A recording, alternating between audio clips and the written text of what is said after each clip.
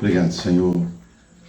Obrigado por poder desfrutar com o Senhor aqui, junto com os nossos irmãos. Amém. Desses momentos onde a gente pode nos alegrar nessa salvação bendita que o Senhor outorgou a cada um de nós. Amém. Senhor bendito, muito obrigado. Obrigado mesmo, Senhor, por esse pão, por esse vinho que fala dessa comunhão maravilhosa que o Senhor nos colocou. Senhor, onde nós podemos gozar, Senhor, porque o Senhor nos permitiu assim com os nossos irmãos. Amém. Senhor, dessa vida bendita que foi colocada em Cristo Jesus. Amém. E foi feito, Senhor, para cada um de nós um presente maravilhoso, Senhor. Senhor, muito obrigado, Senhor. Te agradecemos em nome de Jesus, Senhor. Amém. Amém. Irmãos, não pretendo tomar muito tempo, não, mas pretendo ser extenso. Então é um milagre, como ser extenso sem usar muito tempo, né? Mas é isso. Eu vou fazer isso porque eu sei que os irmãos conhecem bastante dos assuntos e eu vou estar aqui então falando isso com os irmãos. Tem um versículo muito interessante aqui em Provérbios, versículo 8, eu acho que é o versículo 30. Capítulo 8, acho que é o versículo 30. É isso mesmo.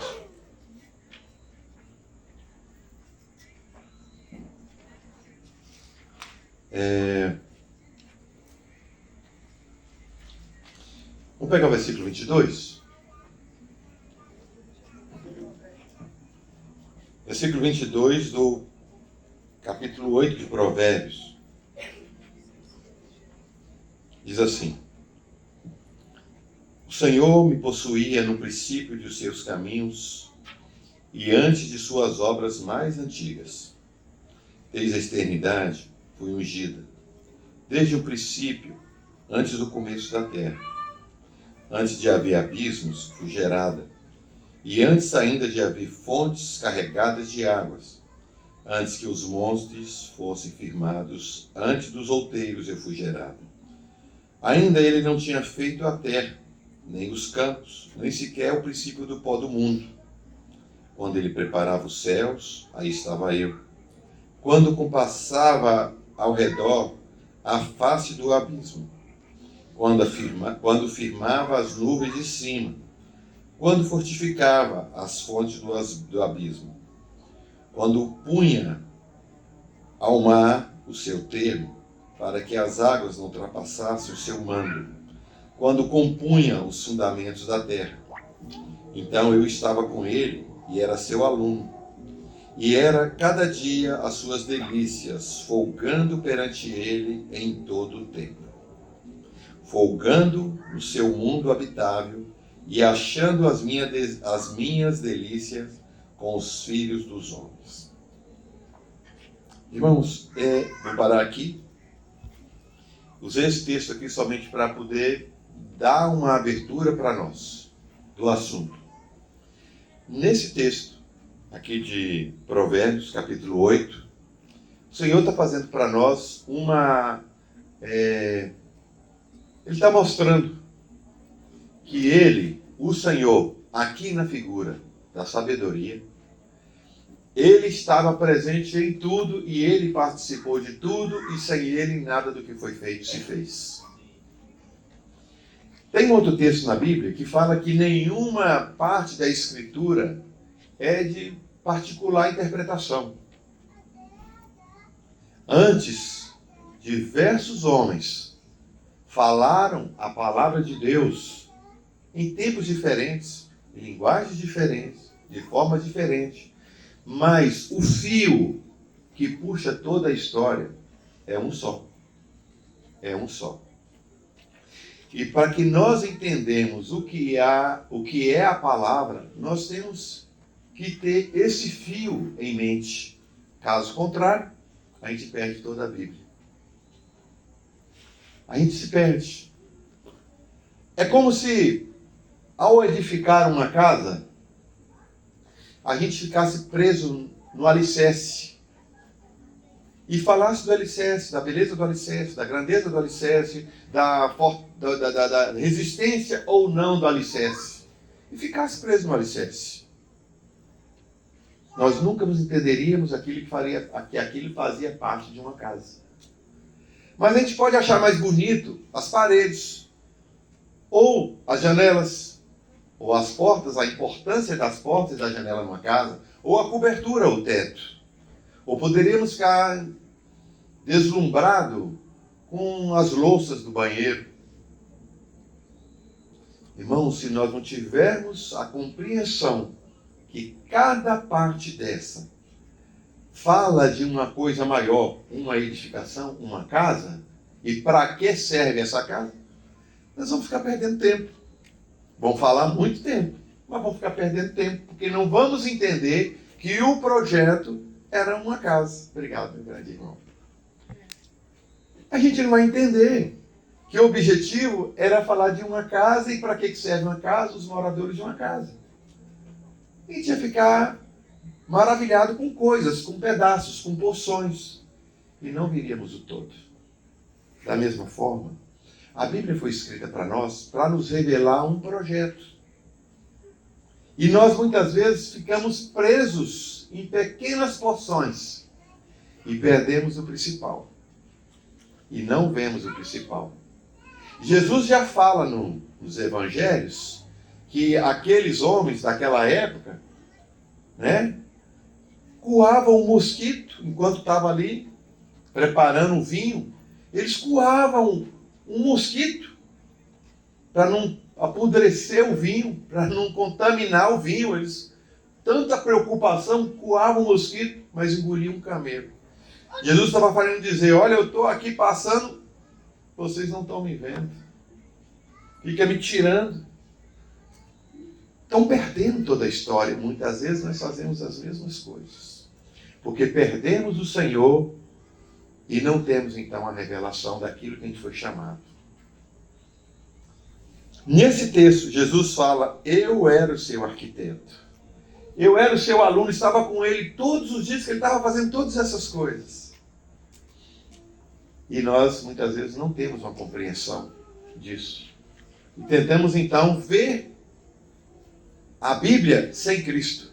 Tiramos Cristo da Bíblia e tentamos entender a Bíblia. Não tem como. Não tem como. A gente, se fizer isso, nós vamos criar outras coisas. E não o projeto original de Deus, que é uma família, que é um corpo místico, a igreja, Cristo cabeça. Nós vamos perder isso de centro. Nós vamos nos envolver com o batismo, nós vamos nos envolver com os dons de línguas, nós vamos nos envolver com algumas questões pontuais na Bíblia que fazem parte de um todo, mas nós não vamos ver o todo. Por isso, irmãos, é importante a gente ter a visão do todo.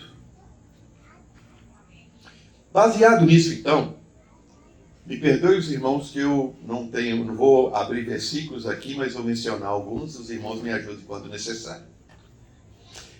Logo no início, a Bíblia começa falando sobre Deus. E fala que Deus, quando a Bíblia se mostra ali, Deus, o Pai, o Filho, e o Espírito Santo, no início não é o Filho, é a palavra, o Verbo de Deus. Mostra Deus em 3 pessoas ali se manifestar, querendo compartilhar daquilo que Ele é. E Ele então vai fazer o homem. Deus não estava insatisfeito, irmãos. Deus é completo em si. Deus é perfeito e completo em si. A Bíblia fala que como é que é o versículo? Habito no alto e sublime monte. Lembra do versículo? Eu quero a ajuda dos irmãos. Cujo nome é o Santo e habito na eternidade. Lembra desse versículo? Vocês lembram ou não? Já vi que não. Vamos procurar o versículo, tá bom? Eu acho que é isso. Vamos ver se a gente acha aqui, só para não ficar ruim.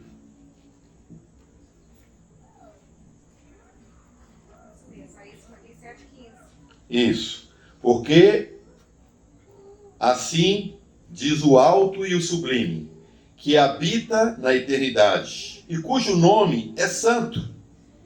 Num alto e santo lugar habito, como também com o contrito e abatido de espírito, para vivificar o espírito dos abatidos e para vivificar o coração dos contritos.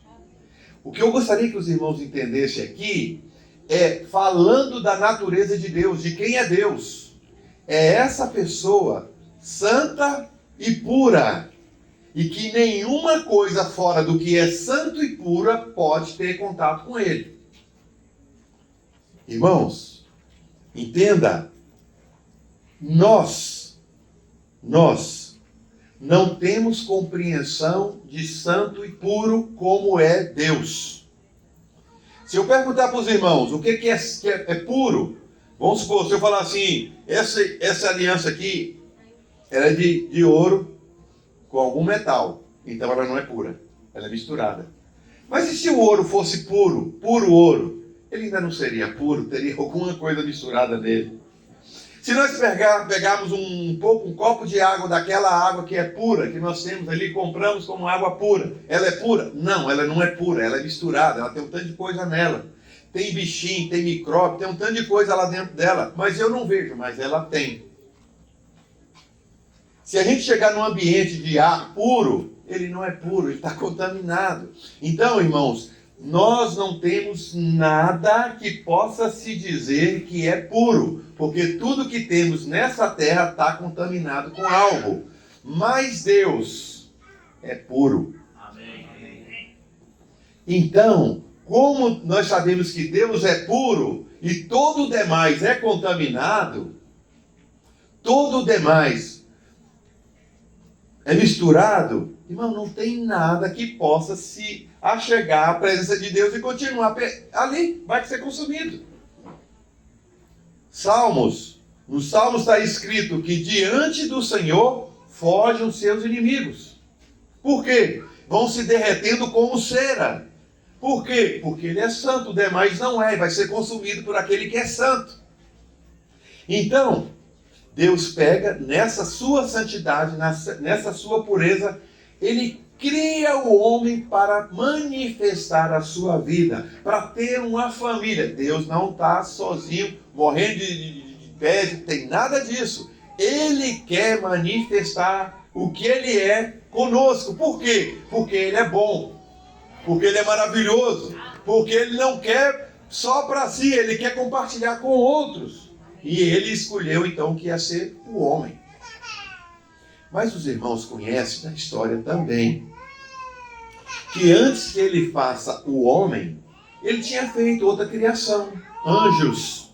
E houve uma rebelião, da qual aquele arcanjo Lúcifer caiu e levou com ele um terço dos anjos do céu. Quando o Senhor faz então o primeiro casal, Adão e Eva, e coloca ali, eles recebem do Senhor governo e autoridade para fazer as coisas. E dá para aquele casal. Nós não faríamos isso.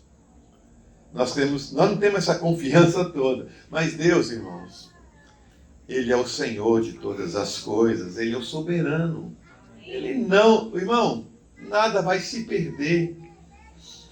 Irmãos, é o seguinte, Deus tem um plano. Deus tem um plano. E todo o plano de Deus foi escrito e desenhado. Deus não fez remendo. Deus não fez puxadinho. Ele fez um plano perfeito. Tudo o que aconteceu faz parte desse plano perfeito. Não tem remendo, irmãos. É assim. Então, para que os irmãos compreendam, ele faz então aquele primeiro casal, Adão e Eva, e diz: olha, vocês podem comer de todas as árvores do jardim. Tem uma ali, aquela é a exceção, não coma dela, porque ela vai falar de uma vida independente de Deus. É a árvore da ciência do bem e do mal. Mas eu quero que vocês andem comigo, que a gente caminhe juntos. Coma da árvore da vida, e sabe o que vai acontecer? É isso que Deus está dizendo. Irmãos, comer da árvore da vida é a mesma experiência que hoje o homem tem de aceitar Jesus como Salvador. Entendeu? Vamos pegar figuras bíblicas e interpretar à luz da Bíblia. A árvore da vida que Deus plantou no jardim do Éden, onde ela está hoje? A Bíblia diz que ela está no trono de Deus.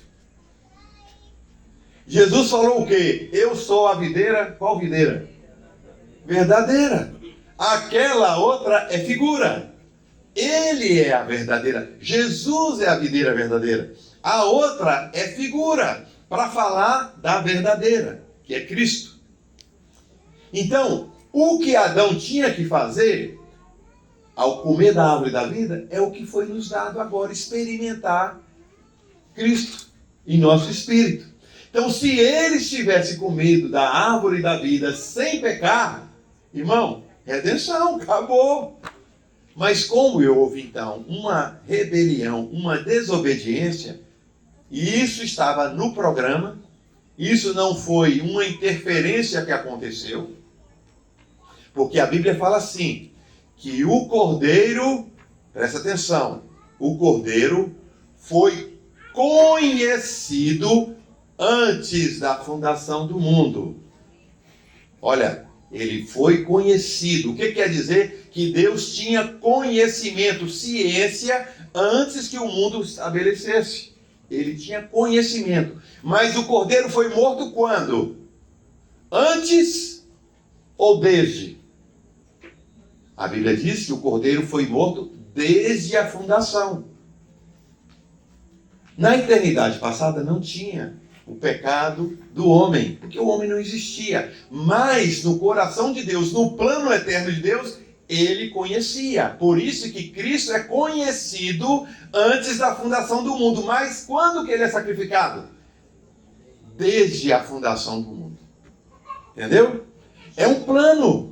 Não é algo que Deus vai colocando, porque o inimigo fez isso. Não, irmão, não é isso não. Deus tinha um plano. Bom, e então, esse primeiro casal, Adão e Eva, eles cometem um grande pecado. Que para nós, a gente passa pano e não faz nada. Mas o grande pecado de Adão e Eva, qual foi? Desobediência. Deus falou, não coma da árvore do conhecimento do bem e do mal. E o que o homem fez? Comeu da árvore do bem e do mal. O problema, irmão, não é se foi maçã, se foi sexo, não foi nada disso, não tem nada a ver, isso é baboseira do mundo aí. O problema foi independência de Deus. Eu não quero obedecer ao Senhor. No dia que comer, serás como Deus, conhecedores do bem e do mal. Esse é o grande problema. Quando o homem faz isso, o que aconteceu com o homem?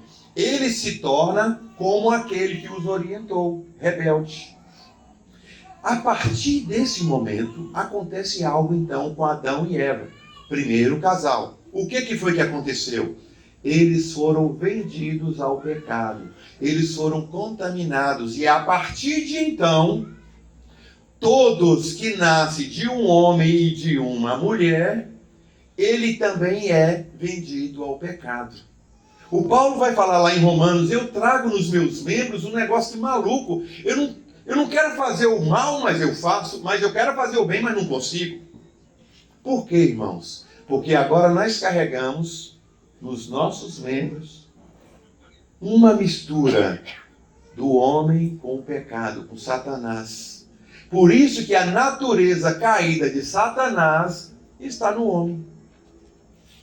O homem não pode mais agradar a Deus. Por quê? Porque agora nele tem algo que não era para ter. Sem dúvida. Irmão, é tão triste porque a gente não... A gente sabe que o diabo não presta. Mas a gente olha para uns para os outros e fala assim, para os homens, fala assim, não, o homem não tem nada a ver com o diabo. Não, tem sim, irmãos. Tem sim. Tanto é que se o homem morrer, ele vai para onde? Em pecado, ele vai para o inferno. E quem vai estar no inferno? O diabo. Você está entendendo? A natureza do homem hoje, ela é a natureza caída, é a natureza do pecado, é a natureza do inferno. Então, na hora que ele morrer, ele vai para onde? Para o inferno. A natureza daquele que é redimido, que é salvo, que ele tem a mesma natureza de Deus, é para ele morar após a morte com quem? Com Deus. Por quê? Porque ele também tem a natureza de Deus. Você está entendendo? Duas naturezas. Quem tem a do céu vai para o céu, quem a não tem vai para o inferno. É simples assim. E aí, irmão, começa a história, se desenrola toda na Bíblia assim. Vamos fazer mais uma parada aqui na estação. Os irmãos sabem que Deus escolhe então um povo para manifestar a sua vida na terra. O povo de Israel. Abraão, os irmãos conhecem a história.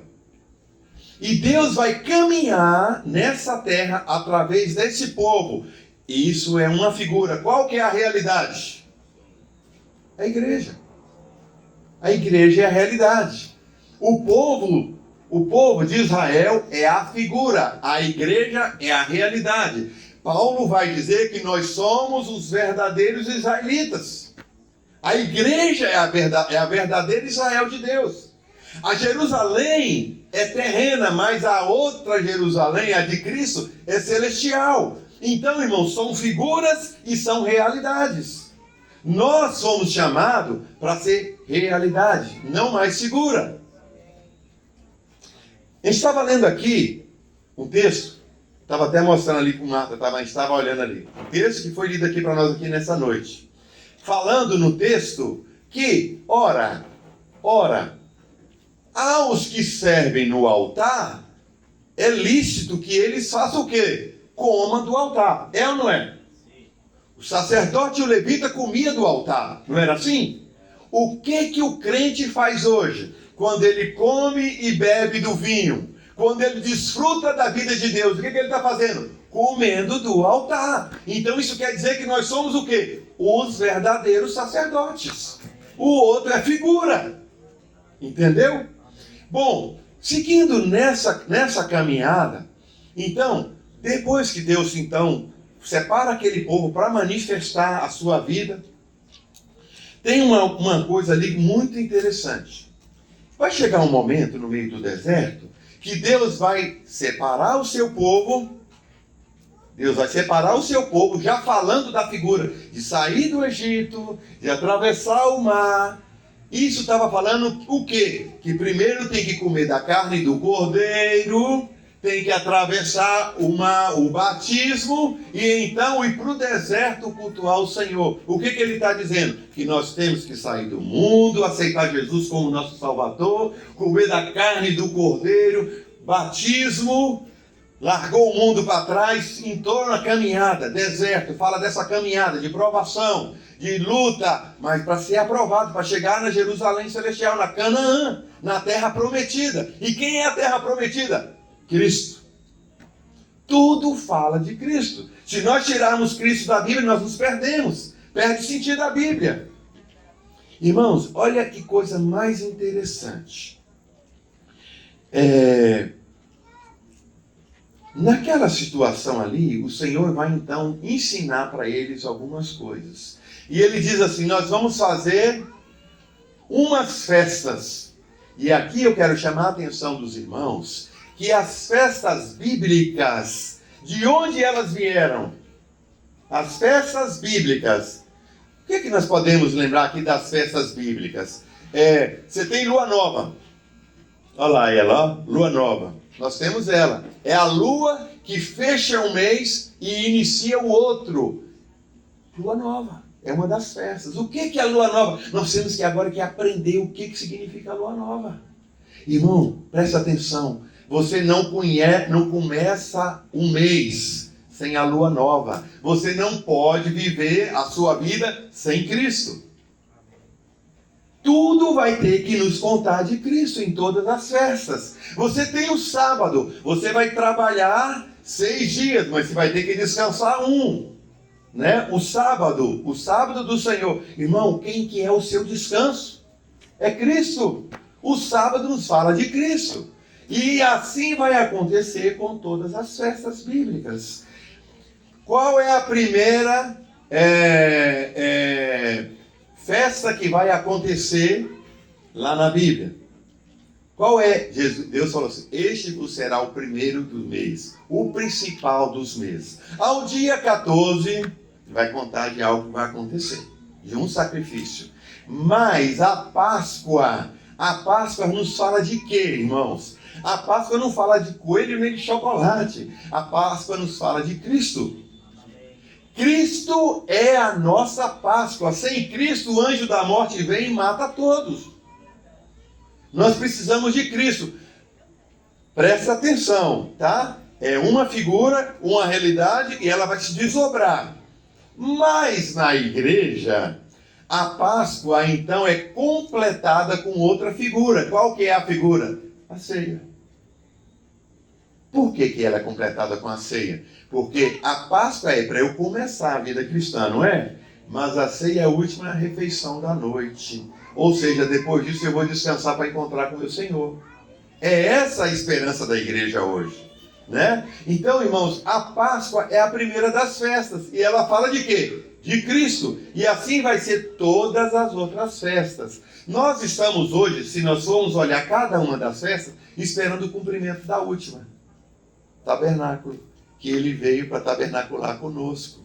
E ele vai nos levar para morar com ele. Então nós estamos na última festa. Então, as festas vão falar desse ministério do Senhor, desse trabalho de Jesus, que viria. Mas tem também as ofertas. Tem as ofertas. E cada oferta vai falar de Cristo para nós como alguma coisa. Você quer ver um grande problema que hoje nós temos na igreja?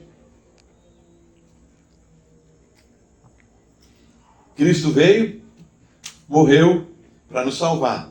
Nós somos salvos pelo Senhor. E a Bíblia diz que todos que foram salvos, a Bíblia diz que ganhou pelo menos um dom. Ganhou pelo menos um dom. Aí você sabe o que acontece? Nós temos problemas de compreender o que são os dons. Por que nós temos problemas de compreender os dons? Porque nós estamos no mundo material e nós queremos pegar as coisas e nos apropriar dela, mas o Senhor não está falando disso. Irmãos, o que são os dons segundo a Bíblia? Cristo repartido a cada um de nós. Então, quando alguém tem um determinado dom, seja ele qual for o dom de presidir, o dom de servir, o dom de línguas, o dom de interpretar, irmãos, quem é que tem tudo isso? Cristo. Então, quando Cristo se manifesta a um irmão, a uma irmã, com uma parte dele, com 2, 3, 4, 5 ou mais parte dele, o que nós estamos ganhando? Cristo. Mas se a gente falar que está sendo compartilhado é Cristo, a gente acha que isso é pouco. Porque eu sou frustrado, porque eu queria ganhar algo que eu pudesse botar a mão e segurar. Parece que Cristo é pouco. Como assim dizer, eu vou para a eternidade, o que eu vou ganhar? Eu vou ganhar uma casa no céu. Irmão, você já imaginou se cada um de nós vai morar em uma casa no céu? Que solidão que seria para nós. Como é que eu vou ter comunhão com os irmãos se eu tenho que ficar dentro da minha casa, vigiando minha casa? Não, irmãos. Jesus falou assim, olha, eu vou preparar-vos lugar. Na casa de meu pai há muitas moradas. Ele está falando dele, do corpo dele, que ele vai nos receber para ele, para que onde eu estiver, estejais vós também. E nós estamos achando que Jesus está trabalhando, mas Deus fazendo um tanto de casinha para cada um de nós ganhar as casinhas de ouro, rua de ouro, não sei o que. Irmãos, isso é pequeno. Isso é pequeno, ele está falando que ele é essa verdadeira habitação, ele quer que a gente habite nele, ele em nós, nós nele. Jesus fala isso em João 17, naquela oração, para que o mundo creia. E nós ficamos querendo tirar o espiritual e apropriar da terra, mas não é isso. É o celestial e não é a terra é a figura, e é uma figura muito ruim, é sombra. Não tem cara de realidade. E nós vamos nos perdendo. Aí, irmãos, quando chega na plenitude dos tempos, vem Jesus, não é isso? E ele se manifesta. Irmão, por que é importante a humanidade de Jesus? Foi falado aqui para nós nessa noite, diversas vezes. Por quê, irmãos? Porque um homem pecou. E não pode ser Deus que tira o pecado, tem que ser outro homem. Por isso que a Bíblia vai dizer que Jesus venceu. Por quê? Por aquilo que padeceu, pela obediência. Ele foi obediente até a morte. Tem gente que acha que Jesus suou gota de sangue porque ele estava com medo da cruz. Irmão, se ele veio para aquele momento, por que ele está com medo? É incoerente. Ele quer saber qual que é a vontade do Pai. Pai, se a tua vontade é que eu vá para a cruz, porque se eu for para a cruz e receber sobre mim o pecado da humanidade, a comunhão nossa vai ser interrompida, porque o Senhor é santo, e eu vou estar carregando o pecado, logo acabou a comunhão. Ele está suando gota de sangue, é para saber, é para eu ir para a cruz. E nós estamos achando que ele está com medo da morte. Quando ele tem então a resposta, ele levanta e fala assim, vamos embora. Ele não vai chorando, ele não vai... Não, ele levantou e foi embora. Por quê? Porque ele sabe qual que é a vontade do Pai. Então ele vai cumprir a vontade do Pai. E a Bíblia diz que ele foi como homem. Irmão, Jesus andou sobre as águas, foi como Deus ou foi como homem? Foi como homem, irmão. Pedro andou ou não andou sobre as águas também?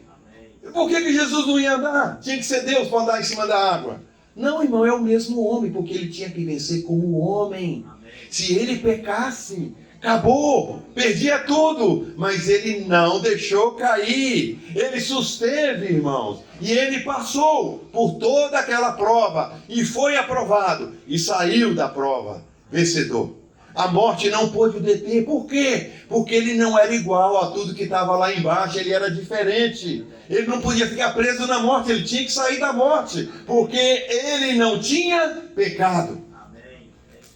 Irmãos, esse é o nosso Senhor, essa é a nossa história. Por isso que agora, ele não, quando ele recebeu então o seu corpo glorificado, o corpo dele não é diferente, é um corpo de carne e ossos. Vede que eu não sou um espírito, eu tenho carne e tenho ossos. Sabe por quê, irmãos? Isso é importante para toda a eternidade. A gente vai ver que tem um igual a nós. Amém. A Bíblia conta de uma história que os irmãos vão se lembrar, sobre a história do resgate, do resgatador. Os irmãos conhecem essa história. Tinha que ser algum parente, alguém mais próximo. Jesus é esse que se faz um parente mais próximo para nos resgatar, para nos tirar daquela condição. Então, por isso que hoje é importante a figura de um homem na glória. Porque ele é o nosso irmão mais velho. Ele é aquele que veio a nós e nos conquistou, nos comprou, nos redimiu. Aquele que já tinha perdido. O que era aquela mulher que foi lá? A Ruth e a Noemi, né? O que era aquela mulher? Irmão, ela tinha perdido a herança. Ela era uma escrava. Ela não tinha nada. Ela não tinha nada. E quem comprou ela, sabe o que ele está fazendo? Está comprando coisa podre. Quem comprou ela está comprando coisa podre, coisa que não vale nada. Está botando valor em cima de algo que não tem. Mas o Senhor fez assim conosco.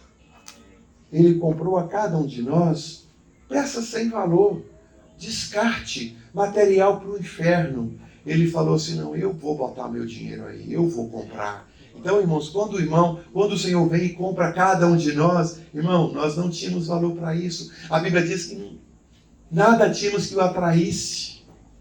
Ele é quem veio e botou os olhos em nós e falou assim, eu quero você. Eu quero você comigo. Irmãos, isso não é nós, é Ele. Porque Deus amou o mundo, Jesus falando para Nicodemos, de tal maneira, irmão, é que não tem tamanho, que deu seu Filho unigênito. Você sabe o que é isso? A gente não tem ideia, nem anjo, ninguém sabia o que era Deus se encarnar para resgatar aquilo que não valia nada. Era afronta. Irmãos, isso é a Bíblia. Aí agora, nós temos então dois grupos de livros. Velho Testamento, Novo Testamento. E aí o que nós fazemos? Nós muitas vezes pegamos o Velho Testamento e jogamos ele para ser só um livro de história. E queremos ficar somente com o livro do Novo Testamento. Mas cabe uma explicação. Irmãos, o que é o Novo Testamento? O Novo Testamento é a leitura do Velho na figura de Jesus. O Novo Testamento é o Velho Testamento visto como Cristo como lente. Por isso que nós vamos ler na palavra e lá está sempre escrito assim. Porque está escrito nas Escrituras. Que Escritura? O Velho Testamento. O Novo Testamento está cheio de palavras usadas pelos discípulos de Jesus, pelos apóstolos, e então está escrito nas Escrituras. Está escrito nas Escrituras. Que Escritura, irmão? O Velho Testamento. Porque o Velho Testamento é Cristo. Se nós tirarmos Cristo, vai ficar um livro de história, mas ele não é um livro de história, ele é Cristo. Nós temos que ver Cristo em todas as figuras do Velho Testamento, senão nós vamos achar que o Velho Testamento não serve para edificar nada. E não é verdade. É um livro só. Toda a Bíblia, do Velho ao Novo, de Gênesis a Apocalipse, é um livro só. É um livro só. Quando nós pegamos o livro de Hebreus, então, Romanos, Gálatas, eles são tremendos, porque ele vai ficar o tempo todo, o livro de Hebreus, então, é um negócio assim fantástico. Ele fala o tempo todo, quando ele está falando de sacerdote, ele fala assim, porque nós temos um verdadeiro sumo sacerdote, que é Cristo. Quando ele fala do sábado, olha, nós chegaram no descanso, porque o descanso é Cristo. E ele vai explicar a vida toda no livro de Hebreus, é só explicando o Velho Testamento. Mas nós não queremos aprender as festas e nem as ofertas do Velho Testamento. Nós não queremos aprender, mas agora, se nós não aprendemos, como que nós vamos entender o Novo? As figuras falam de uma realidade. Nós, para aprendermos a realidade, temos que frequentar o Velho, aprender das figuras do Velho, para compreender, então, entender o que está falando cá no Novo. Por isso, irmãos, que o Senhor pega o apóstolo Paulo, um homem instruído no Velho Testamento, para nos revelar Cristo no Velho Testamento. E Pedro diz, olha, o irmão Paulo fala de uns negócios difíceis de compreender. Mas o Pedro é pescador da Galileia, ele não conhece da cultura. E a gente fala, não, mas aquilo ali é cultura de judeu. Não, irmão, não é cultura de judeu. Quem trouxe as festas para nós? Foi o próprio Deus. A cultura das festas judaicas, quem trouxe? O próprio Deus. Nós não temos que fazer as festas judaicas. Nós não temos que querer repetir as festas judaicas, porque elas têm o seu cumprimento em Cristo. Cristo é o cumprimento, mas nós precisamos compreender o Velho para entender como que elas revelam Cristo para nós. Irmão, e assim vai toda a Bíblia, e nós não podemos perder, nós não podemos tirar Cristo do foco. Se nós tirarmos Cristo do foco, nós perdemos. Aí vem a história do fim, as últimas coisas, a doutrina das últimas coisas. Da mesma forma, nós queremos compreender as últimas coisas tirando Cristo, e não tem como tirar Cristo da história. Não tem como tirar Cristo da história. E Ele nos mandou sinais. Ele nos falou de coisas que estariam acontecendo no momento que Ele estivesse pronto para vir. E uma das figuras muito bonitas que Jesus fala, Ele diz o seguinte, quando vocês olham assim, vocês veem um tanto de urubu voando, o que vocês entendem que está acontecendo? Tem carniça embaixo, não tem? Por isso tem urubu em cima, então tem carniça embaixo. Jesus está dizendo, quando vocês virem todas essas coisas acontecendo que ele falou, é porque o Filho está voltando. O Filho está voltando. Irmãos, e nós temos dúvida das coisas que têm acontecido?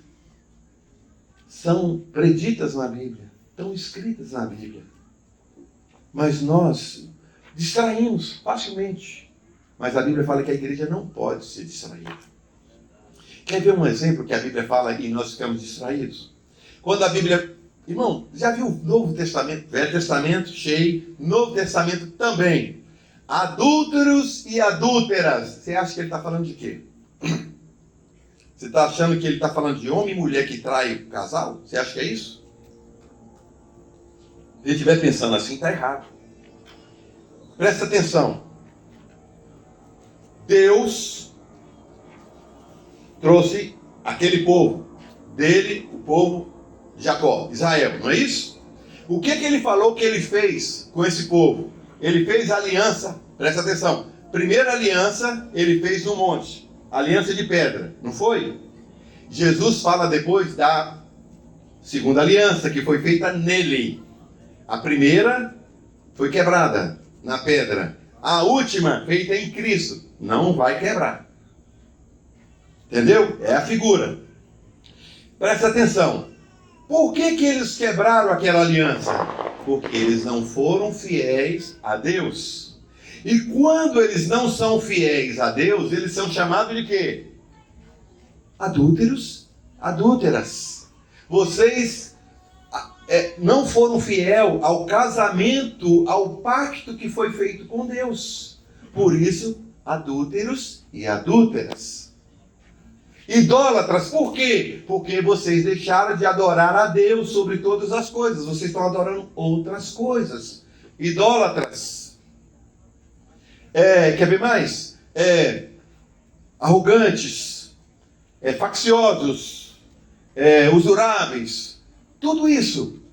Ele fala assim, olha, um filho de Deus não tem essas coisas. Um filho de Deus não tem essas coisas. Por que o filho de Deus não tem essas coisas? Porque Deus não tem essas coisas. E o João vai nos dizer que o filho tem a mesma natureza do pai. Então, quando eu faço algo errado, eu não estou manifestando Deus. Então eu estou manifestando quem? O maligno. Então ele fala assim, eles falaram para Jesus, nós temos por pai Abraão. O que Jesus falou? Se vocês tivessem por pai Abraão, vocês iam fazer as mesmas obras que Abraão. Mas vocês estão fazendo as outras obras. As obras do diabo. Vocês são filhos do diabo, não filho de Deus. Então, irmãos, nós aceitamos Jesus como Salvador e não queremos mudar a nossa vida. Nós queremos continuar carnais e terrenos, vivendo tudo atrapalhado, vivendo sem trazer a santidade de Deus, na comunhão, na nossa vida diária, e nós queremos ser chamados de filho de Deus. Irmão, não dá. Filho de Deus é para quem anda como Deus é. Filho está relacionado com natureza na Bíblia. Filho na Bíblia está relacionado com natureza. Se não é questão, irmão, de eu ser batizado, não é questão de eu levantar a mão e falar, eu quero Jesus como meu Salvador. Filho quer dizer de ser igual. Se eu não quero ser igual a Deus, não tem como eu ser filho de Deus. Entendeu? Então, para eu ser chamado filho de Deus, eu tenho que fazer as mesmas obras que Ele. Foi isso que Jesus falou. Eu faço as mesmas obras. Eu sou filho de Deus. Mas vocês não fazem as obras de Deus, vocês são filhos de quem? Do diabo. João Batista fala, raça de víboras. Por quê? Porque eles não tinham mesma natureza que Deus. Então, irmãos, nós temos que aprender. O apóstolo Paulo vai chamar a nossa atenção no Novo Testamento e ele vai dizer assim, despojai das obras da carne, joga fora. Se você mentia, para de mentir. Se você roubava, para de roubar. Se você era homossexual, para com essa prática. Ele fala assim, coisas essas que nós fazíamos antes, mas agora mais não. Por quê? Porque agora somos filhos de Deus. Se somos filhos de Deus, temos que ser revestidos da natureza de Deus e fazer todo o esforço para ser santo como Deus é santo. Do contrário, eu estou trazendo aquele trevoso e estou dizendo que eu sou crente. E eu não sou, porque a minha natureza está invertida. Irmãos, nós temos que, no tempo que se chama hoje, nós temos que nos esforçar, sabe? Fazer um esforço para poder viver uma vida pura, uma vida santa, uma vida que caminha diante do Senhor. A gente não pode andar de qualquer jeito. Irmão, falta pouco tempo. Falta pouco tempo. Se não for dele voltar, pode ser da gente morrer e encontrar com ele. Falta pouco tempo, irmãos. E como é que nós queremos chegar do outro lado? Irmão, presta atenção. A pessoa quer viver nessa terra de qualquer jeito. Não quer ter um viver santo. E depois ele diz que quer ir para o céu, morar com Jesus. É incoerente, porque morar com Jesus fala de uma santidade. Mas se eu não quero viver a santidade aqui na terra hoje, o que eu quero fazer? Buscar a santidade no céu. Você está entendendo?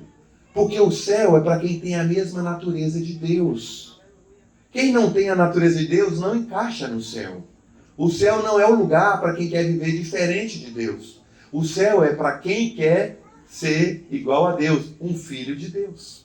O céu é para esses. Mas quem quer viver diferente do céu, irmão, infelizmente o caminho é o inferno.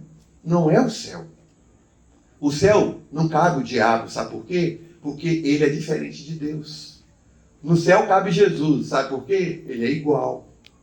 Então, todos aqueles que o Senhor deu vida para todos nós, mas nós temos que fazer a nossa parte.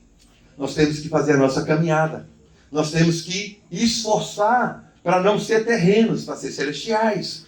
Para quê, irmão? Como diz Paulo, para ver se de alguma forma eu conquiste, eu chegue, eu ganho o prêmio. Senão, irmão, a batalha é perdida. Sabe, nós não podemos nos enganar. Nós não podemos nos enganar. Nós temos que ser sérios com a nossa vocação. Nós temos que ser sérios com o nosso chamado. Amém? Então, irmãos, presta atenção. Hoje, acaba um ano, começa outro, não é assim? Se Deus quiser e permitir, ano que vem nós estamos aí todo mundo fazendo aniversário, vivendo mais um ano, não é isso? Mas para que nós vivemos mais um ano? Para que nós vivemos mais um ano? Para ficar mais velho? Será que é para isso? Não, irmãos. Não é para ficar mais velho. É para que nós aprendamos, no tempo que nos é dado, ser conformado à imagem de Cristo. E mais de Cristo ser formado em nós e menos de nós. Para quê? Para que quando a gente chegar diante dele, mais de Cristo possa ser manifesto. Nós não estamos aqui para ficar velho. Não é esse o objetivo. O objetivo é sermos santos. Então, nesse processo de sermos santos, o tempo nos ajuda. Porque aquilo que eu perdi agora, eu posso ter uma outra oportunidade daqui a pouco. E posso ser transformado à imagem de Cristo. Para isso o tempo é bom. O tempo não é bom para ganhar dinheiro. O tempo não é bom para conquistar uma profissão. Não, irmão, não é para isso. Não é para isso. A gente começa a ficar com o cabelo branco, a gente começa a perceber que de nada adiantou conquistar isso, conquistar aquilo, fazer isso, fazer aquilo. A gente percebe que tem coisas mais importantes, né? Quando a gente é mais novo, a gente acha que tudo se vira em torno de uma profissão, de um trabalho, de conquistar, fazer, acontecer. Mas os anos vão passando, a gente fala assim, tudo bem, eu conquistei, e agora o que eu faço com isso? Eu estou passando, isso vai ter que ficar para alguém. Acabou. Irmão, não é para isso. O tempo não é para isso. O tempo é para vede como cada um edifica. Vede como cada um edifica. Remindo o tempo, aproveitando o tempo, aproveitando as oportunidades. Por quê? Porque os dias são maus. Então, irmãos, é uma palavra de meditação, é uma palavra de, ao mesmo tempo, de sacudir a cada um de nós. Porque muitas vezes nós somos apanhados distraídos. Nós somos apanhados distraídos. E o Senhor não quer que a gente seja distraído. Ele não quer que a gente perca o foco. Ele continua sendo o nosso foco. Sabe, irmão, quando você faz sua comida em casa, quando você lava a roupa, quando você trabalha, quando você solda, quando você aperta um parafuso, quando você faz um negócio... Irmão, se Cristo não estiver misturado em tudo isso, nós estamos perdendo tempo. Nós estamos perdendo tempo. A Bíblia, Deus é tão bondoso para conosco que Ele fala assim, que Ele recompensa alguém que dá um copo de água a um filho dele. Ele recompensa um copo de água. Ele recompensa. Imagina o demais. Imagina demais. Você acha que o Senhor não está atento a todas as coisas? A Bíblia diz que Agar estava mais Ismael chorando e ela afastou o menino querendo morrer, porque ela não queria ver o menino sofrer. A Bíblia diz que Deus foi lá e mostrou para ela um poço para ela beber. Irmão, Deus cuidou de Agar, Deus cuidou de Ismael, não vai cuidar dos seus filhos. Irmão, Deus cuida de um pardal, Deus cuida de um mato, Deus cuida de uma borboleta, Deus não cuida de um filho. Deus não cuida de um filho. Todos nós temos amigos, foram conquistados da nossa vida, da infância, e a gente falava assim, não, esse aqui não vai dar nada, aquele ali não vai dar nada. Irmão, morreu alguém na rua com fome, Não morreu, todo mundo foi mantido, todo mundo viveu, todo mundo comeu, teve um lugar para botar a cabeça para dormir. Irmão, não é disso. Jesus falou assim, eu tenho sede, eu tenho fome. Os discípulos falaram, acabou o pão. Jesus falou, vocês não entenderam até agora que eu multipliquei os pães. Não é de pão que eu estou falando, é de vocês, pessoas. Irmãos, o Senhor quer ter um relacionamento conosco. Irmãos, isso não é para pessoas diferentes. Isso é para nós, para cada um de nós. Sabe, é no nosso dia a dia, irmão. É no nosso relacionamento como pessoas. Se eu firo o meu irmão, eu estou ferindo a quem? O Senhor. E o que o Senhor falou que ia fazer, que melhor seria feito com aquele que ferisse um dos seus pequeninos? Amarra uma pedra bem grande. Eu estou tentando achar um pedaço de uma pedra aqui. Ela dá quase que o dobro dessa aqui. É uma pedra assim, dessa grossura. É uma pedra pesada. Ele falou assim, melhor seria amarrar uma pedra de moinho no pescoço e enfiar ele no mar, para que ele não subisse, que ele morresse lá embaixo. Então, nós nas nossas relações, muitas vezes nós somos descuidados e ferimos. Muitas vezes. Nossa esposa, nosso esposo, nossos filhos, como se aquilo fosse um privilégio meu, não tem problema, filho. Não, irmãos, nós estamos ferindo a quem? O Filho de Deus. E Deus está vendo. Por que você acha que a Bíblia fala lá em Pedro, as vossas, maridos, coabitai com entendimento com as vossas esposas, para que as vossas orações não sejam interrompidas? Você está achando que é por quê? É porque ela é sua irmã. Ele é seu irmão. Se você fere o seu irmão, sua irmã, suas orações não vão ser ouvidas, não são interrompidas. Irmão, nós temos, por isso que a Bíblia seguir a paz com todos e a santificação, sem a qual ninguém verá o Senhor. Irmãos, eu vou parar por aqui, né? Vou parar por aqui, mas o caminho é esse. Gostaria somente de apontar o caminho. O caminho é esse. Vamos cuidar dos nossos relacionamentos. Vamos cuidar das pessoas que nos cercam, porque são filhos de Deus. E o Senhor está atento. E o Senhor está edificando a cada um de nós. E quando a gente fere um, a gente toca no Cristo. Ele é o irmão mais velho, ele é o cabeça. Então nós temos que ter cuidado. Veja como cada um edifica. Veja como que você anda. Veja como que você faz seus negócios. Veja como você faz cada coisa. Porque nós temos que fazer tudo para a honra e glória de Deus, incluindo a nossa comida daqui a pouco. Amém? Senhor Jesus, nós agradecemos a Ti, Senhor, pelo privilégio que o Senhor nos dá nessa noite. Senhor, de entrar na Tua palavra, de ver a beleza que há em Ti, Senhor. Senhor, edifica a Tua vida em cada um de nós. Senhor Deus, não nos deixe perder as oportunidades. Senhor, nós pedimos a Ti, nos ajude, Senhor. Em nome de Jesus, abençoe esses alimentos, Senhor, que o Senhor tem preparado. Prova da sua misericórdia com cada um de nós aqui, em cada família. O Senhor não tem deixado faltar em nossas casas. Senhor Deus, a roupa não tem envelhecido, o sapato não tem acabado. Senhor, o Senhor tem feito o maná cair do céu todos os dias sobre a nossa casa. Bendito é o Teu nome, Senhor. Senhor, nós recebemos o Senhor com coração grato, porque o Senhor é bom. Amém, Senhor.